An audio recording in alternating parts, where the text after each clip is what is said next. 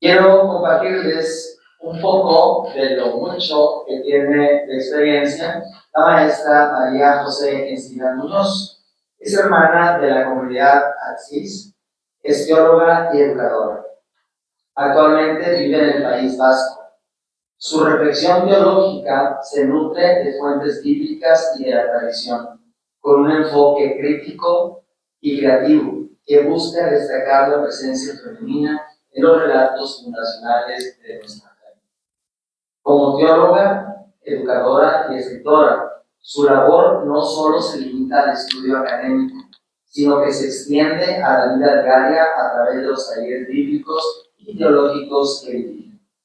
Y su participación a través de las redes sociales, donde comparte y transmite cotidianamente la alegría de la gente. En sus escritos, como la serie Itinerarios de Fe y Esperanza, donde aborda temas desde la pública de mujeres que vivieron y acompañaron la pasión de Jesús, y luego los procesos comunitarios tras la resurrección, muestra una sensibilidad especial por lo cotidiano y por los detalles existenciales, aportando una teología encarnada, accesible y profundamente contemplativa. Maestra María José, quiero compartirte que la Universidad de Monterrey fue fundada por 5 congregaciones religiosas, 2 de varones, los lasallistas y los maristas, y 3 de religiosas mujeres, religiosas del Sagrado Corazón de Jesús, las Hermanas de la Caridad del Verbo Encarnado, y las Hijas de María Inmaculada de Guadalupe. 2 de los religiosos de estas congregaciones tienen presencia constante en nuestra comunidad. El hablar del Adviento, el hablar de teología, el hablar de esa presencia, creo que va muy acorde al espíritu fundacional de nuestra universidad, que a finales de los años 60, convulsos en México y en el mundo por los movimientos sociales, laborales, por una revolución interna en la Iglesia con el Concilio Vaticano II, y por la necesidad de encontrar proyectos de formación en el humanismo y sobre todo en el humanismo cristiano, crearon esta Universidad de Monterrey. Las religiosas, los religiosos siguen teniendo presencia. De origen compartieron su carisma, su experiencia, su visión, incluso sus lugares físicos donde ellos tienen sus obras, y las prestaron temporalmente a la universidad para tener en ellas sus carreras profesionales, incluso áreas administrativas, mientras se fue logrando este campus, que es campus único en el mundo. Y en ese sentido, pues la gratitud es constante a las congregaciones, pero ellos han querido que la universidad tuviera su propia identidad. Entonces, la Universidad de Monterrey está basada en 3 principios: el humanismo, la apertura y el servicio. Tiene 7 valores, tiene una misión, tiene una identidad propia, y busca, o ha buscado a través de estos 56 años, formar estudiantes con esta perspectiva abierta al mundo, pero simbrada o bien cimentada en esto que tú nos vas a compartir. Entonces creo que la misión que ahorita previo a la sesión tú nos compartías y el espíritu de nuestra universidad, creo que va perfectamente de la mano. Sin más por el momento, quisiera cederte la palabra para escuchar esta conferencia de Adviento a la espera de Dios.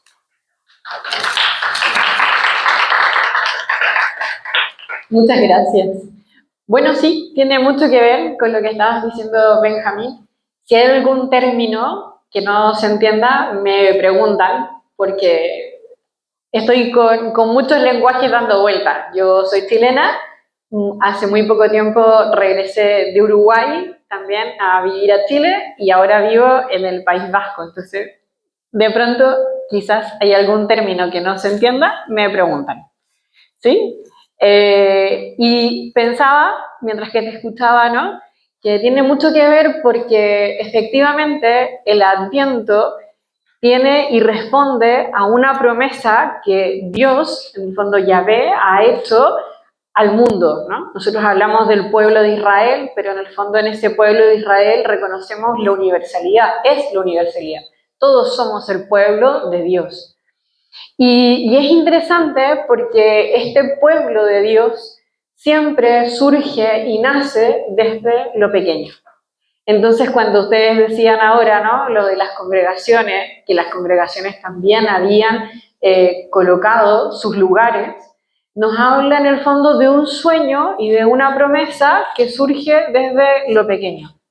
También cuando comenzábamos a conocernos, a entablar esta primera relación, al llegar, ustedes hablaban de sus estudiantes, ¿no?, del momento en el que están viviendo, del deseo de la pastoral, de este centro también de espiritualidad, de las prontas misiones que van a haber, ¿no? Y uno va diciendo, bueno, ¿cuáles son esas promesas de Dios que también se van forjando en el corazón de los estudiantes, de las estudiantes, en el corazón de quienes educamos? Y digo de quienes porque me sumo a la tarea de ustedes de formar, ¿no?, de formar, de acompañar, de ir en el fondo dando como cuerpo a esa vocación personal, profunda, de cada persona, y que en este caso son jóvenes que se preparan para servir al mundo, ¿no?, a servir al mundo desde los valores del reino de Jesús. Y entonces, yo cuando pensaba cómo en el fondo desarrollar esta idea del Adviento, se me ocurría partir de un lugar distinto. ¿Han visto estas películas cuando la película comienza desde un lugar avanzado y luego retrocede y finalmente vuelve a llegar al mismo punto? ¿Han visto eso, no? ¿O no? ¿No han visto películas así? Sí, sí, ¿no? Va. Es como un recurso que el cine ocupa. Entonces yo decía, bueno, podría ser interesante comenzar así. Y si comenzamos así, ¿desde dónde comenzamos, no?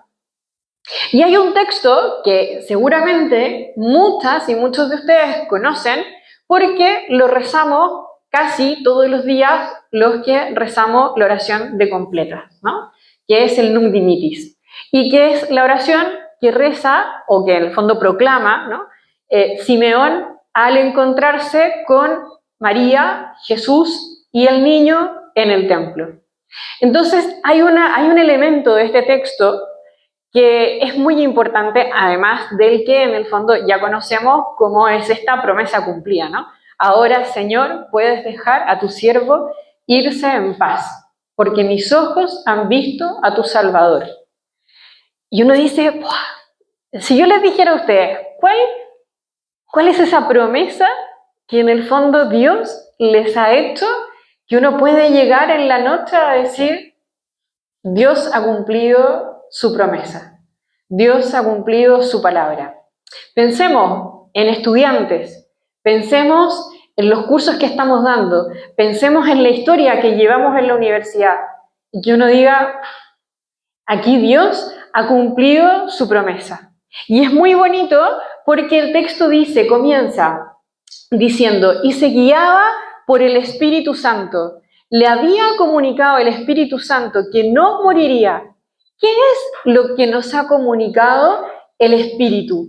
¿Qué es lo que la Ruaj nos ha susurrado al corazón de cada uno?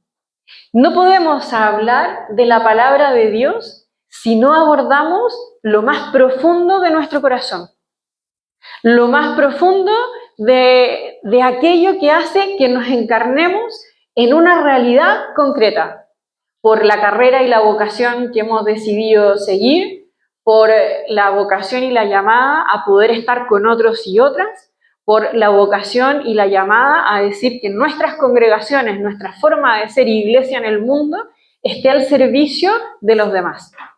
Entonces, todas y todos estamos en el fondo siendo permanentemente llamados por el Espíritu.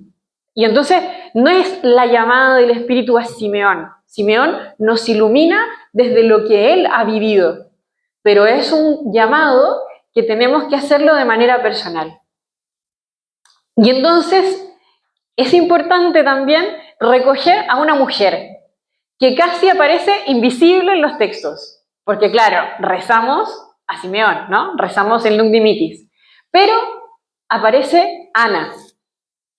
Estaba allí la profetisa Ana, hija de Fanuel de la tribu de Aser. Era de edad avanzada, casada en su juventud, había vivido con su marido 7 años. Desde entonces había permanecido viuda y tenía 84 años. 84 años. Nosotros hoy día estuvimos en una celebración de una persona que cumplía 84 años. Entonces, es como decir toda una vida, ¿no? O sea, se ha gestado toda una vida, pero una vida que también ha sido de experienciar un duelo, porque es una mujer viuda. Y eso no puede dejar en el fondo de estar dentro del texto. Es una mujer viuda y que para que esa mujer viuda haya llegado a ese lugar y a ese momento, en esa edad, ha sido una mujer que también ha sido cuidada por una comunidad, porque es el mandato de cuidar a las viudas del pueblo de Israel.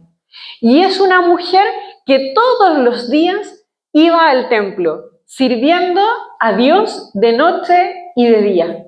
Y es en ese momento donde, miren qué bonito, estos dos personajes de la Biblia contrastan entre una pareja joven, como es María y José, con una pareja mayor, que es Ana y Simeón.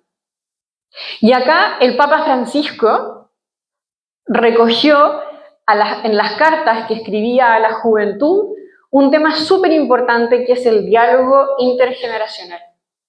¿Qué tenemos que decir los que somos mayores a los más jóvenes? ¿Y qué nos dicen los jóvenes a los más mayores, ¿no? Y que no es dar cátedra, es compartir lo más profundo de nuestra vida. Yo los miro a ustedes y me pregunto, ¿cuál es el mayor deseo que podemos compartir con aquellos que estamos? Porque al final del día, eso es lo que se va a quedar. Podemos saber mucho, conocimiento, contenido, mucho. La pregunta es, ¿qué de nuestra humanidad, aquello que es otorgado por el aliento, el alma de Dios en nosotros, es aquello que estamos compartiendo con aquellos con los que compartimos y cruzamos la experiencia de nuestra vida? Eso es lo que no se nos puede olvidar, porque al final de cuentas, eso es aquello que ha quedado marcado. Yo trabajo con relatos autobiográficos en términos de educación, eso ya no tiene que ver tanto con la teología, ¿no? Y entonces, los profesores siempre en nuestras autobiografías decimos, este profesor o profesora me marcó. No porque en el fondo me enseñó un contenido, sino porque me enseñó y me dio algo de su vida. Me dio una lección de amor. Y eso es también lo que Jesús va a ir haciendo a lo largo del Evangelio. ¿Y por qué quería partir con Simeón y con Ana? Porque es importante darnos cuenta que en los textos de Adviento nos pasa algo que es muy de esta época.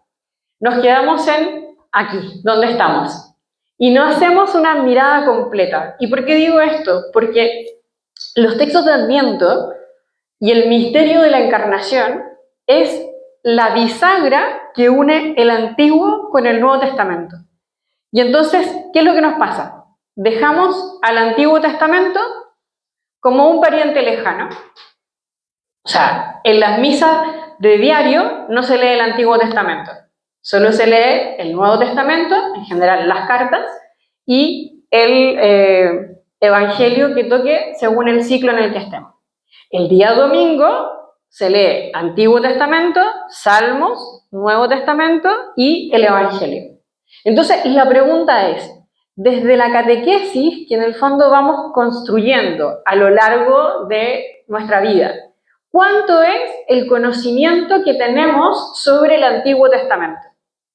Y no solamente cuánto conocemos del Antiguo Testamento, sino cuánto nos ilumina el Antiguo Testamento en nuestra propia vida y en la experiencia de fe que en el fondo nos regala el Evangelio, la buena noticia de Jesús.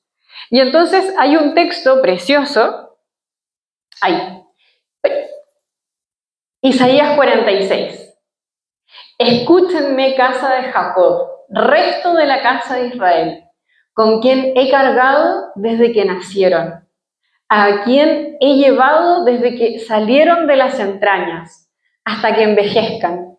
Yo seré el mismo, hasta las canas yo los sostendré. Yo lo he hecho, yo los seguiré llevando, yo los sostendré y los libraré. Antes, cuando estábamos hablando sobre antropología filosófica, ¿no? Cuando desde las distintas como maneras que tenemos de entender la humanidad, qué impactante es cuando el ser humano se da cuenta que es creación, que ha sido creado, pensado. El Salmo 139 dice, ¿no? O sea, yo te he formado desde las entrañas maternas, yo te he dado la vida, yo te conozco. La antropología filosófica, que se une con la antropología biológica, va a tener como marco y origen en que el ser humano no es alguien al azar, sino que es obra y creación de Dios con una misión de compartirse y de darse al resto. Entonces, es bonito el darnos cuenta que hay promesas en nuestra vida. ¿Hay alguna promesa de Dios que se haya cumplido en su vida? Porque las promesas se cumplen. La promesa de Dios se cumple, siempre. Hay un texto del Antiguo Testamento que dice, mi palabra es eficaz, ¿no? Como la lluvia, y vuelve solo cuando ha cumplido y dado su fruto. ¿Y hay alguna promesa o no? No es una pregunta retórica. ¿Se les ha cumplido alguna promesa de Dios en su vida? ¿Sí?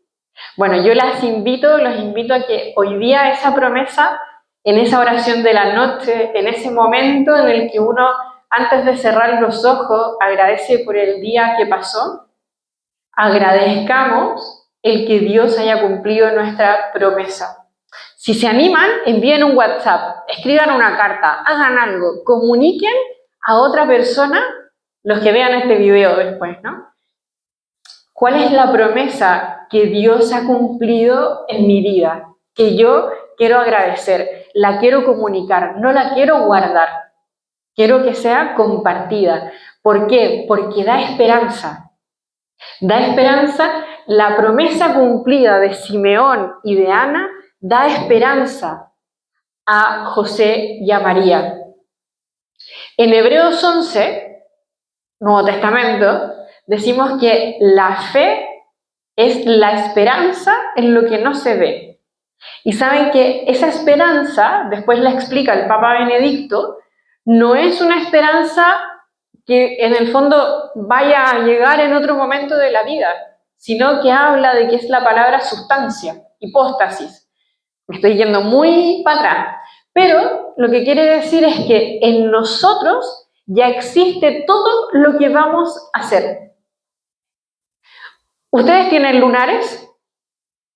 ¿Sí tienen lunares o no? Sí, vale. ¿Por qué digo los lunares? Porque los lunares están genéticamente programados. Y entonces no necesariamente un lunar va a aparecer en el momento en el que nacemos. Los lunares pueden aparecer en otros momentos, pero están genéticamente programados. Es muy bonito porque es como decir, yo soy, en el fondo, todo el sueño de lo que Dios ha ido pensando para mí, ¿no? Y esa es como la mayor esperanza, porque nosotros decimos que Dios se va develando, pero Dios también nos va develando a nosotras mismas, a nosotros mismos. Eso también es muy bonito. En teología, nosotros hablamos de las vías. Por ejemplo, la teología positiva dice Dios es Padre. La teología negativa dice Dios no es Padre porque es más que un Padre, que sería como la última vía, ¿no? Es como la que nos muestra que es mucho más. Si nosotros somos creación de Dios, nosotros también podemos decir, ¿no? Yo soy María José, pero no soy María José porque soy más que lo que María José llega a ver en este momento de su vida.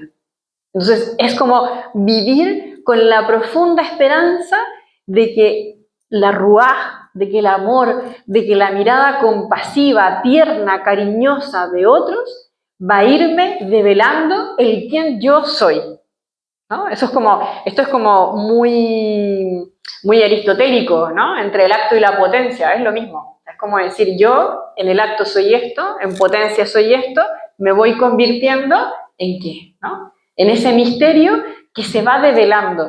Yo no lo sé, solo lo voy a ir descubriendo de la mano, desde la mirada de otros. Y eso también es muy bonito. Entonces, no se nos puede olvidar, y a mí eso me encanta, ¿no? El signo de la alianza, el arco iris, ¿no? El signo de la alianza. Dios con nosotros, que va a ser el Emmanuel.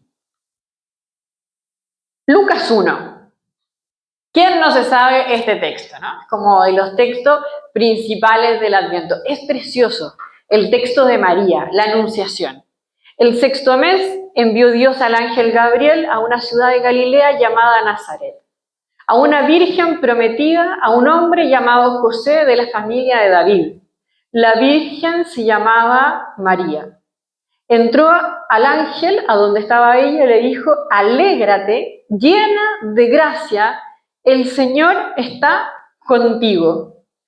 Y hagamos un stop, ¿no? Aquí hay cosas que son importantes. Lucas se le puede llamar, además del Evangelio de la compasión, no voy a ocupar la palabra misericordia, que es la que en general se ocupa, voy a transformarme y voy a cambiarme al término compasión, que es como el más específico y el más bonito también. Pero el segundo va a ser el llamado a la alegría. Desde el comienzo de su Evangelio, el signo va a ser alégrate. Y entonces también hoy día nos podríamos preguntar nosotros, ¿cuál es mi alegría? ¿Estamos alegres o no? ¿Cuál es la alegría que cimienta nuestra vida?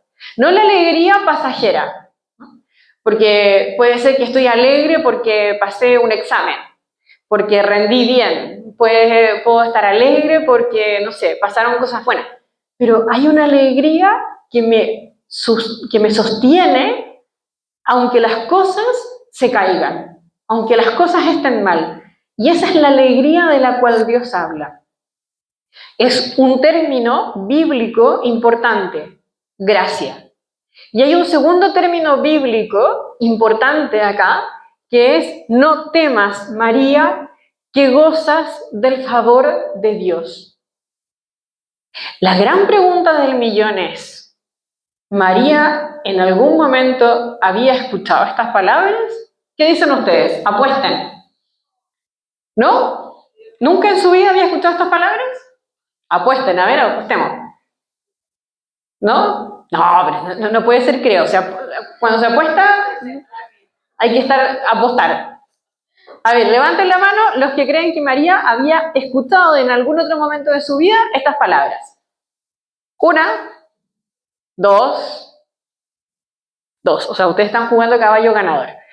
Ya, los que no están de acuerdo, los que creen que es primera vez que escucha estas palabras. 1, 2, 3. Muy bien, o sea, si ustedes llegan a ganar, ganaron el premio, pero así en grande, ¿eh? Bueno, vamos a decirle al público que no está viendo esto que dentro de esta apuesta, la minoría dice que María sí había escuchado estas palabras en otro momento y la mayoría dice que no. Ok, vamos a ver. Oh, parece que sí. ¿Por qué? Porque la palabra gracia y la palabra favor aparecen en este texto que yo les digo que nadie lee, Antiguo Testamento.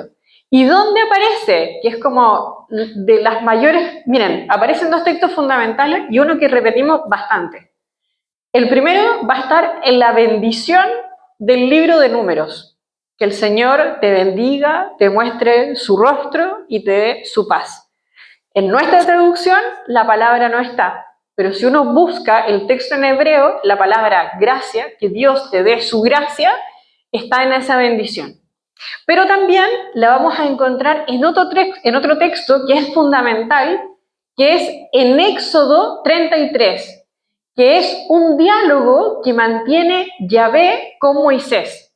¿Por qué? Porque el pueblo ha dejado la embarrada y entonces finalmente se deciden a seguir caminando, ¿no? Y entonces Moisés le dice a Yahvé que si él no va a ir con ellos, que no se va a mover. O sea, no está dispuesto a moverse hasta que eso pase.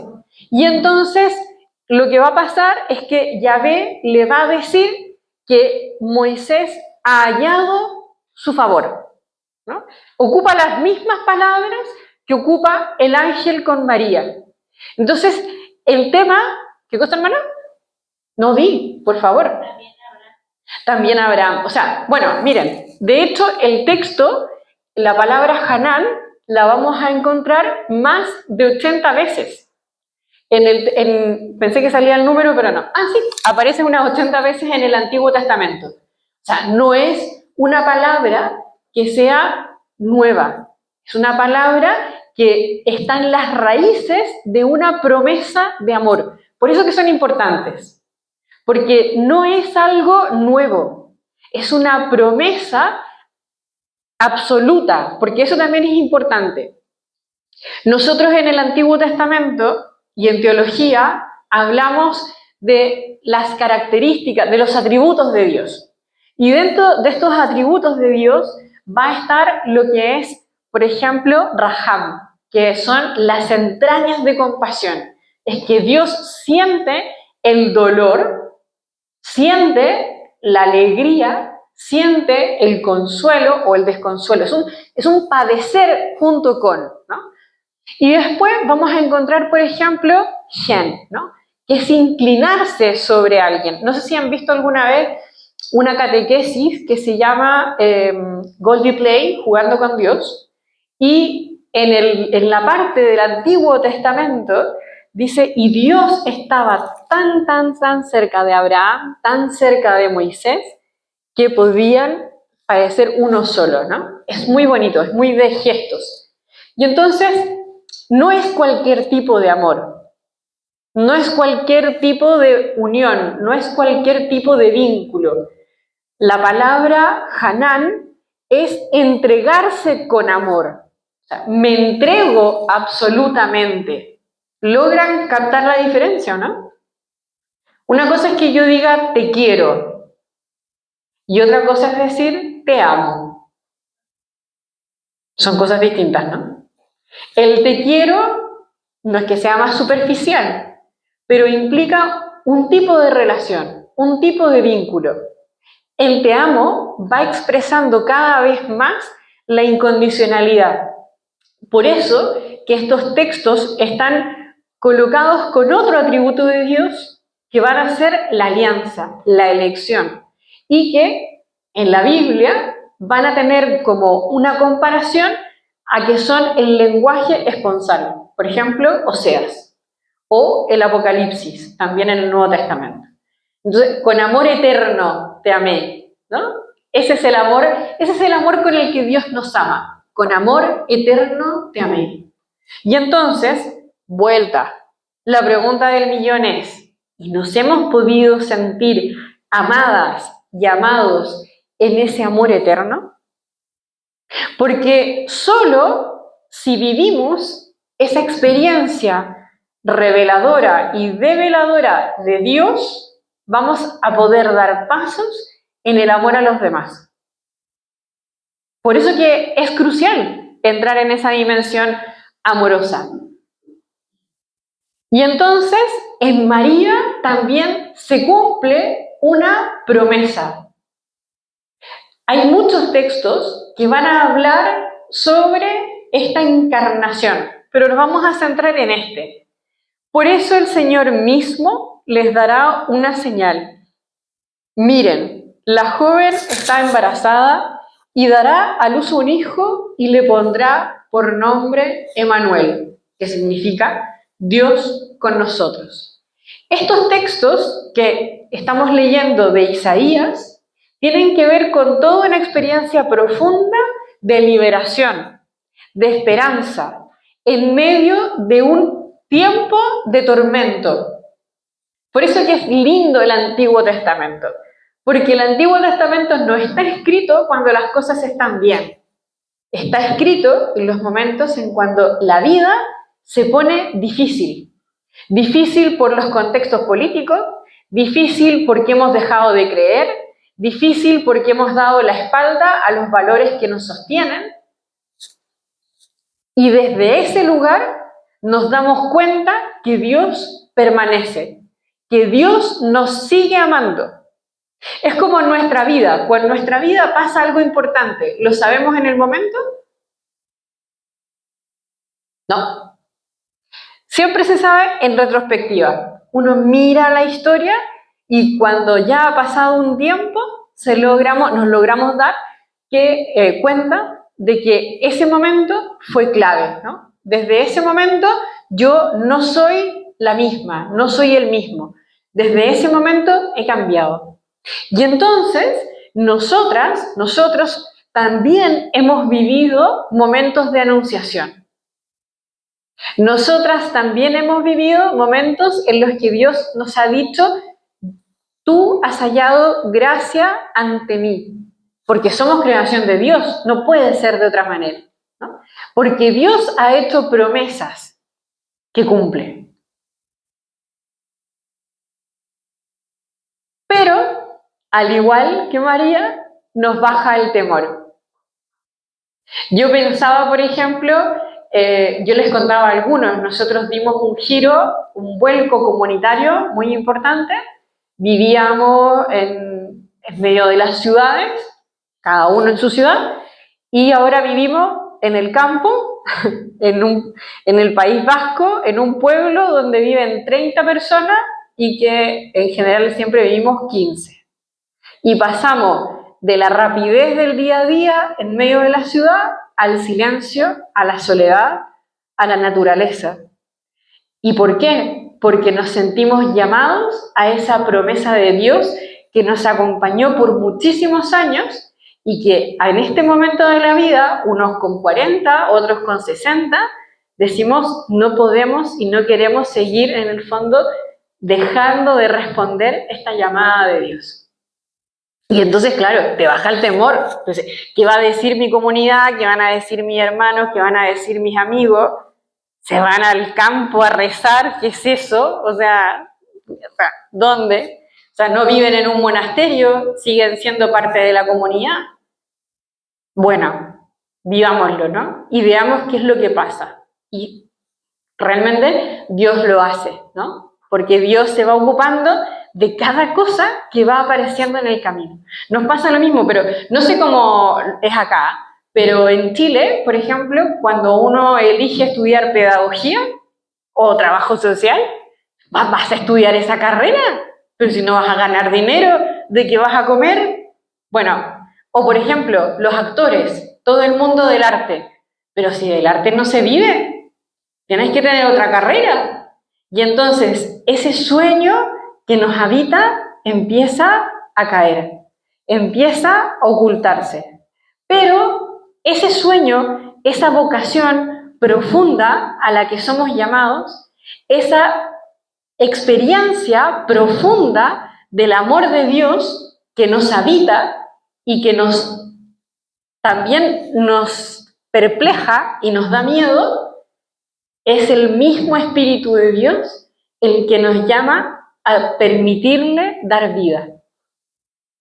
Entonces, una pregunta es, ¿qué temores y qué preguntas nos surgen ante los anuncios que Dios hace en nuestra vida? ¿Cuáles son esos miedos? ¿Cuáles son las preguntas? María pregunta, ¿cómo puede pasar esto? ¿Cómo va a ocurrir esto? Entonces, nosotros tampoco estamos lejanos a esas preguntas y son preciosas. Darnos cuenta que algo nos produce vértigo, temor, miedo. Darnos cuenta que nos preguntamos cómo a esta altura de mi vida puede pasar esto, nos abre a esa palabra maravillosa, apertura. La apertura ante Dios, la apertura ante una vida que se nos ofrece como regalo, como plenitud. Por eso que cuando vuelvan a ver esta presentación o la estén viendo ahora con las imágenes, vuelvan a mirar las fotografías. Esta fotografía representa la oscuridad, muchas veces de un momento, pero con una luz que va apareciendo en lo profundo, que nos permite no salir del mundo en el que estamos, sino que ir dando luz en el mundo en el que habitamos. Hay un texto de Nelson Mandela, cuando asume, el texto no es de Nelson Mandela, el texto es de una poetisa, que si no me equivoco es Marianne Williamson o algo así, perdón, y que lo lee Mandela cuando asume la presidencia sudafricana y que dice que el problema es que nosotros ocultamos la luz que llevamos dentro y que cuando nosotros ocultamos esa luz no permitimos que los demás vivan y experimenten la propia luz que tienen dentro. Entonces, ¿qué es lo que dice el poema? Que además dice, ¿no?, que hemos sido creados por Dios y que esa luz que tenemos es la luz que Dios ha colocado. Lo que dice es que cuando nosotros nos permitimos ser quienes estamos llamados a ser, cuando brillamos con la luz que tenemos dentro, le permitimos a los demás buscar sus propias luces. Entonces, es muy bonito, muy bonito. Y entonces María nos va a recordar esta palabra, ¿no?, tan hermosa, hágase en mí según tu palabra. Y nos va hablando de las personas que confían, personas que se abren a esa experiencia profunda de Dios, de un Dios que puede hablar de muchas maneras, que nos habla a través de las personas, que nos habla a través de los encuentros, que nos habla a través del silencio. Nosotros ahora estamos con un equipo de investigación trabajando en un libro que se llama Los silencios de Dios en la Biblia. Y entonces vemos cómo la experiencia del silencio que está escrita en los textos también la encontramos en nuestro día a día. Porque la pregunta es, ¿Dios solo hace esta invitación a María? ¿O es que María tiene su corazón y su vida preparada para poder escuchar al Señor? Es verdad que María es elegida para vivir y portar en su cuerpo y en su vida al Hijo de Dios. Pero en términos de una experiencia vital, todos estamos llamados a dar a luz los sueños que Dios ha colocado en nosotros. Y entonces es como nos permitimos abandonarnos en esas manos, en ese sueño de Dios que nos invita a ser profundamente felices. Y volvemos a ese alégrate, alégrate llena de gracia, ¿no? Porque aquellos pasos, ¿vieron alguna vez Indiana Jones en búsqueda del cáliz? ¿Sí? Carlos lo vio. Bueno, Indiana Jones tiene que pasar muchas pruebas, ¿vale? Y entonces llega un último momento en que tiene que cruzar un cañón, tiene que cruzar un vacío, y entonces, para que pueda llegar al otro lado, tiene que dar un paso, el paso de la fe, tiene que abandonarse.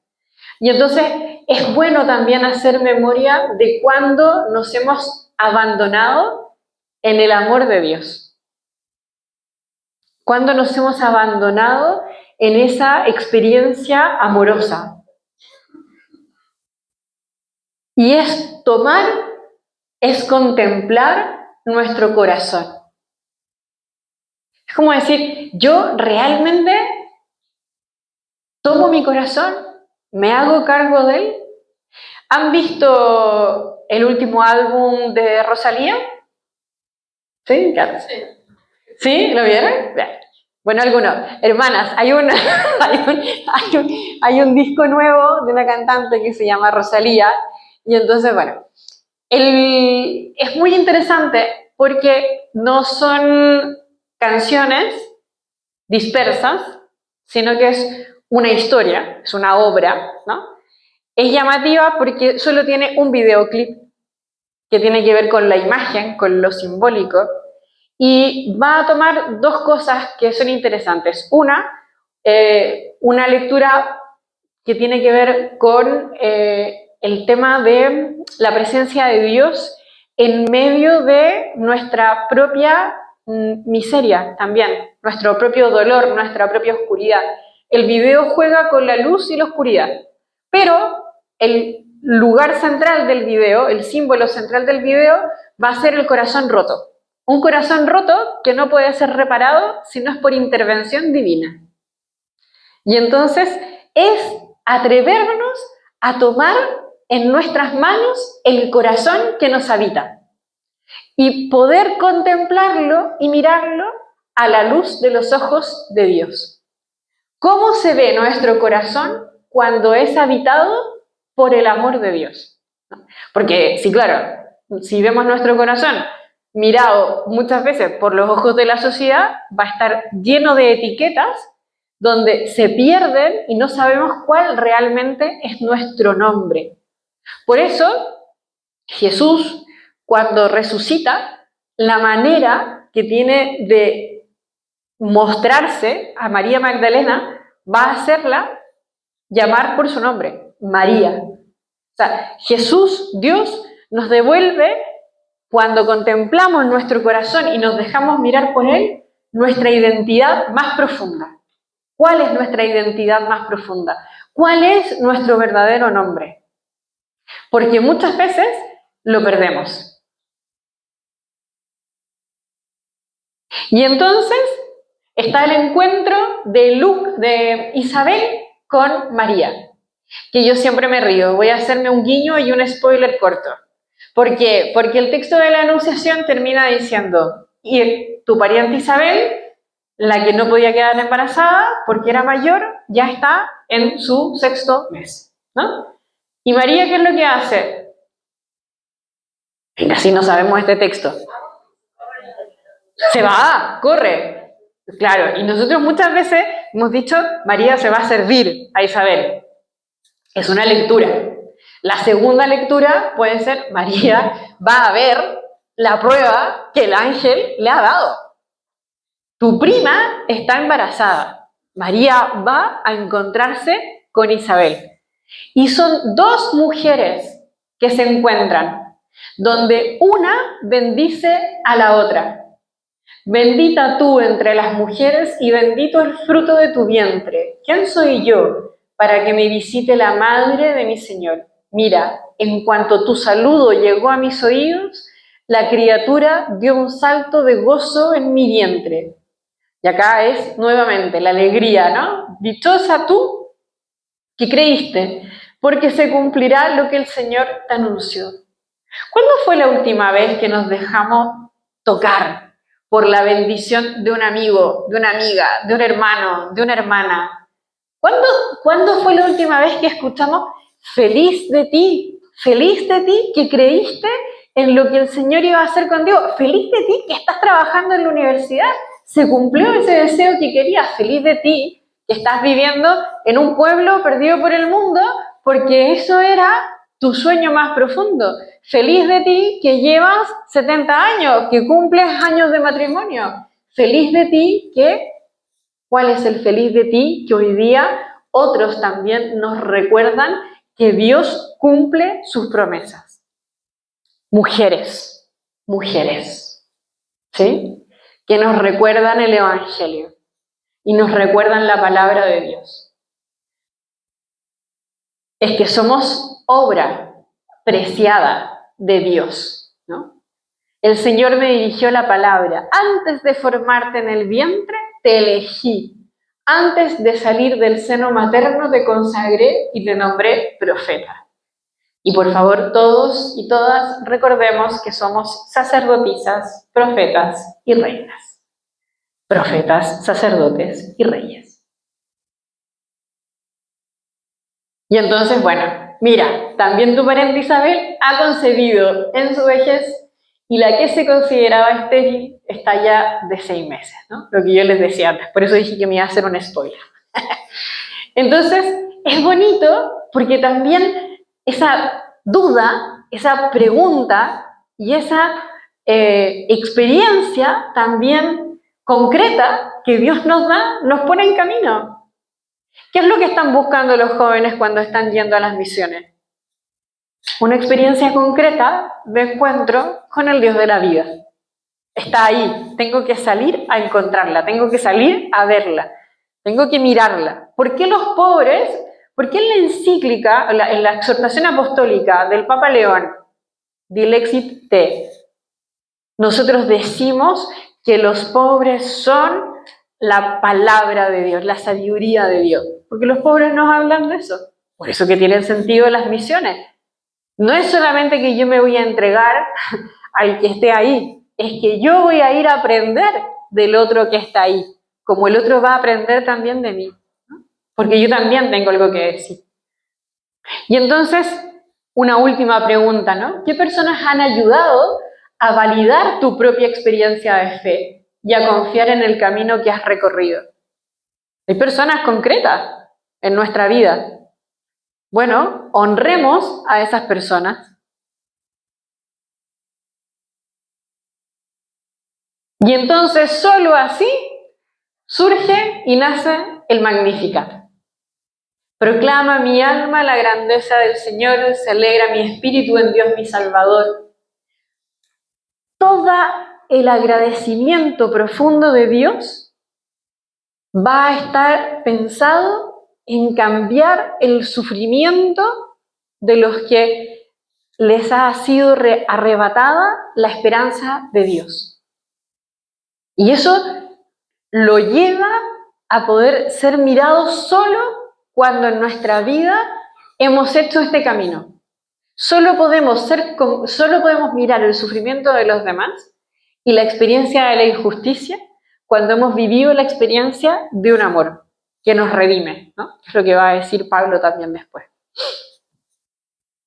Y entonces, bueno, somos buscadores de señales, ¿no?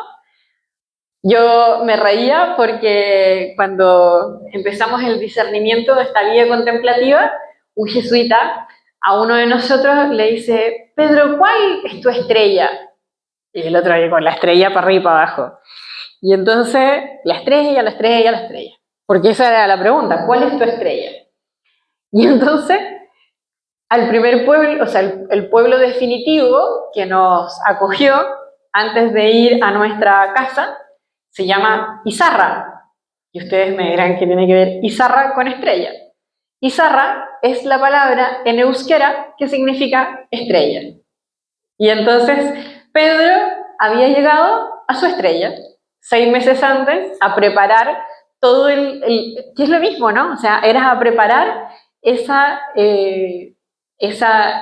mirada de decir: hermanos, hermanas, el resto, miren lo que hemos encontrado, ¿no? Dios se nos ha revelado. Y colorín colorado, este cuento se acaba. Y acá les puse, bueno, se los presento después, tienen que ver por si yo voy subiendo muchas cosas a redes sociales, por si les sirve, está ahí, está con código QR, está el libro nuevo también de Adviento, que se puede como desarrollar mucho más la experiencia que hemos venido tratando hasta aquí. Están también, este libro de Adviento pertenece a una colección de itinerarios de fe y esperanza, que lo que quiere es recoger las voces de las mujeres que están en la Biblia, en el Nuevo Testamento, no desde una mirada como arbitraria, sino más bien levantando lo que la propia palabra dice acerca de estas mujeres, ¿no? O sea, tenemos que recordar que la pregunta que nos podemos hacer todas es: ¿por qué en el momento de la crucifixión todos los hombres desaparecen y solo se quedan las mujeres? ¿no? O sea, la pregunta no es qué valientes somos las mujeres. No, no, no. Esa es una mirada sesgada. Es real, pero sesgada. La pregunta es, ¿qué encuentro tuvieron esas mujeres con Jesús de Nazaret que hizo que en el momento de la muerte de Jesús ellas permanecieran? Esa es la pregunta. Y esa es la pregunta que también nosotras estamos llamadas a hacernos, ¿no? Y cómo estas mujeres también son las que van, en el fondo, acompañando los procesos de resurrección. Y que lo tienen que ir haciendo junto con Jesús, porque una comunidad de apóstoles varones no le cree a las mujeres. Bueno, sigue pasando, ¿no? Y ahí les ponía también un sitio. Yo estoy en un proyecto muy bonito que es de espiritualidad. Ustedes saben que en general los talleres de espiritualidad son muy caros, o sea, tienen un precio y un costo a veces muy alto, y eso significa que mucha gente pobre o de escasos recursos no puede vivir talleres de espiritualidad. Y entonces, dentro de esta vocación que me ha tocado, ha sido el generar talleres de espiritualidad solo con aporte solidario y que se patrocinen a partir de personas que quieren participar del proyecto o también del aporte que cada una de la gente que participa en los talleres está. Pero bueno, eso va a quedar ahí, así que lo tienen. Hay libros también, por si quieren comprar, y por si quieren aportar también al proyecto, también se puede. Y si quieren rezar por este hermoso proyecto que a Dios se le ocurrió de talleres de espiritualidad para todos y todas, también. Y si alguna vez quieren participar, también. Todas las variables están abiertas, no hay ninguna cerrada. Y creo que queda una que es gracias, la más importante.